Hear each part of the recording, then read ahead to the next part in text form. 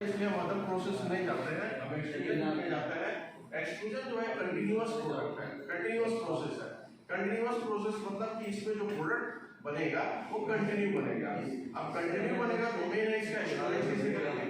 तो अगर हार्ड है तो उसको हम लेंथ में कट कर लेंगे, 3 मीटर का लेंथ, 6 मीटर का लेंथ इसमें कट कर लेंगे।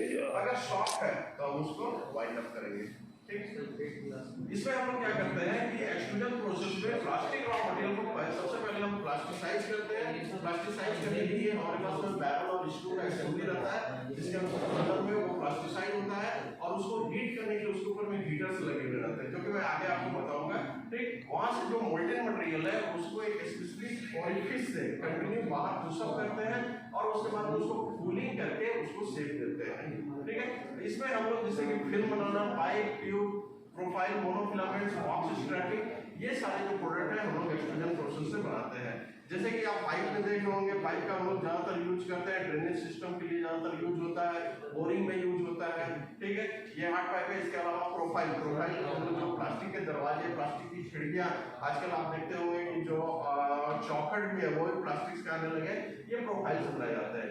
इसके अलावा प्लास्टिक रॉड, जितने भी थ्रेड गेज है या फिर बहुत सारे फिक्सर्स जो है मशीन में, बहुत सारे फिक्सर्स ऐसे यूज होते हैं जो कि मशीनिंग करने की जरूरत पड़ती है, तो उस जगह प्लास्टिक रॉड हम लोग यूज करते हैं। प्लास्टिक की रस्सियां, सुतली, वो चीज है। वायर एंड केबल, जो प्लास्टिक है, प्लास्टिक सॉरी ये मेटल है, मेटल के वायर के ऊपर में प्लास्टिक का एक लेयर चढ़ा रहता है उसको प्रोटेक्ट करने के लिए और हमको शॉक नहीं लगे इसके लिए, तो वो हमारा जो है एक्सट्रूजन प्रोसेस से बनता है। इसके अलावा कैरी बैग, आजकल के समय में तो ज्यादातर इसी का ये चल रहा है, कैरी बैग इसी से बनता है। मोनोफिलामेंट्स, मोनोफिलामेंट्स जैसे कि जो मैं अभी बता रहा था कि जो आपके कपड़े हैं, सॉक्स है, गंजी है और भी उस तरह के आइटम्स हैं, वो सारे जो आइटम्स हैं वो मोनोफिलामेंट से बनाए जाते हैं, बुन करके उनको ये बनाया जाता है। इसके अलावा आपका बॉक्स स्ट्रैपिंग, कार्टून को जो पैकिंग करने के लिए पहले के समय पे आप देखते होंगे कि मेटल का स्ट्रिप्स यूज करते थे, तो उसको फिर पैकिंग को निकालना, कटिंग करना या हैंडलिंग करने में हाथ में बहुत ज्यादा लगता था। उसके जगह में अभी आ गए एचडीपी के बॉक्स स्ट्रैपिंग्स आ गए, कार्टून सब पैक करने के लिए इसका ज्यादातर यूज होता है। फ्लेक्सिबल पाइप भी जो गार्डनिंग करने के लिए हम लोग यूज करते हैं, ये पाइप हम लोग इससे एक्सट्रूजन प्रोसेस से बनाते हैं। एक्सट्रूजन प्रोसेस में जो मशीन यूज किया जाता है उसको एक्सट्रूडर बोलते हैं। एक्सट्रूडर में सबसे मेन इंपॉर्टेंट है आपका कि इसमें मेन मोटर लगा हुआ रहता है। ये मोटर जो है एसी मोटर या डीसी मोटर होते हैं। चूंकि एसी मोटर और डीसी मोटर का जो आरपीएम होता है, मतलब रोटेशन जो होता है वो काफी ज्यादा होता है, उसके कंपेयर में हमारा स्क्रू का जो रोटेशन है वो काफी कम होना चाहिए।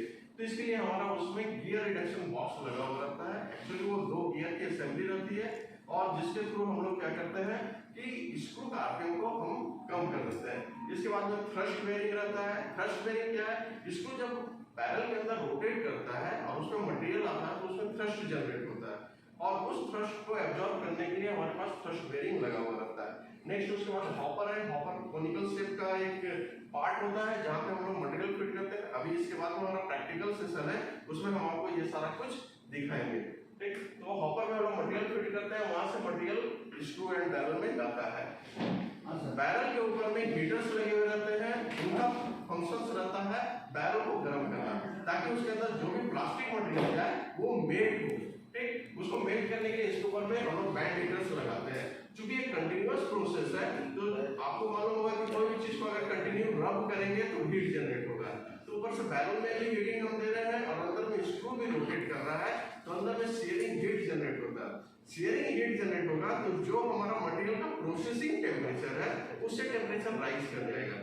सपोज कि हम एक पीवी मटेरियल का लेते हैं, कि पॉलीप्रोपिलीन मटेरियल को प्रोसेस करने के लिए 200 से 250 डिग्री सेंटीग्रेड चाहिए। हमने बैरल का टेम्परेचर 200 से 240 या 250 डिग्री रखा, बट हीटर जो है जैसे 250 डिग्री पहुंचेगा हीटर तो ऑफ हो जाएगा, बट स्क्रू कंटिन्यू रोटेट कर रहा है, उसके कारण क्या होगा, सीयरिंग हीट जनरेट होगा और वो टेम्परेचर क्या होगा 250 से बढ़ते हुए वो 360 300 तक जाएगा। जैसे ही वो 300 या 300 क्रॉस करेगा मटेरियल डिग्रेड होने लगेगा। मटेरियल डिग्रेड होगा तो प्रोडक्ट खराब निकलेगा। तो उसको अवॉइड करने के लिए उसमें कूलिंग सिस्टम लगे हुए रहते हैं, जो कि ऊपर में ब्लोअर लगे हुए रहते हैं। वो क्या करता है, जैसे ही 250 डिग्री पहुंचता है ऊपर से वो एयर थ्रो करने लगता है, उसके कारण उसका क्या होता है टेम्परेचर फिर डाउन होने लगता है और हीटर फिर उसको इंक्रीज करता है। तो कंटिन्यू ये प्रोसेस चलने के कारण बैरल का टेम्परेचर जो है आप कांस्टेंट मेंटेन कर पाते हैं। इसके बाद आगे में screen pack and breaker plate assembly होता है। स्क्रीन पैक एक ओवन वायर मेश होता है, तार की जाली, जैसा हम लोग चाय पत्ती छानने के लिए, चाय करने के लिए यूज करते हैं, उसी तरह की जाली होती है, बट उससे फाइन होती है। ये जो ये स्क्रीन होता है उसका काम होता है मटेरियल में जो भी कंटामिनेशन है, जो भी गंदगी है, उसको फिल्टर करना। और उसके आगे में ब्रेकर प्लेट रहता है, वो मेटल का एक डिस्क होता है, उसका काम रहता है स्क्रीन पैक को सपोर्ट करना, जो भी मटेरियल जा रहा है उसको सर्कुलर मोशन को लीनियर मोशन में कन्वर्ट करना और बैक प्रेशर क्रिएट करना। बैक प्रेशर क्रिएट करने से मिक्सिंग बेटर होगा। तो सपोज है कि आपने उसके अंदर मास्टर बैच डाला हुआ है, तो पूरा अच्छे तरीके से मिक्स हो, तो उसके लिए बैक प्रेशर हम लोग देते हैं ताकि मिक्सिंग बेटर हो। ठीक, बट ज्यादा भी नहीं होना चाहिए, क्योंकि आपको मालूम है ना अति बहुत बुरी होती है। मतलब बारिश तो होना चाहिए, लेकिन ज्यादा बारिश नहीं होना चाहिए कि बाढ़ आ जाए। ठीक, तो जितना रिक्वायर्ड है उतना रहना चाहिए। इसके लिए यहाँ पे एक ट्रांसड्यूसर लगा हुआ रहता है, प्रेशर ट्रांसड्यूसर, वो वहां का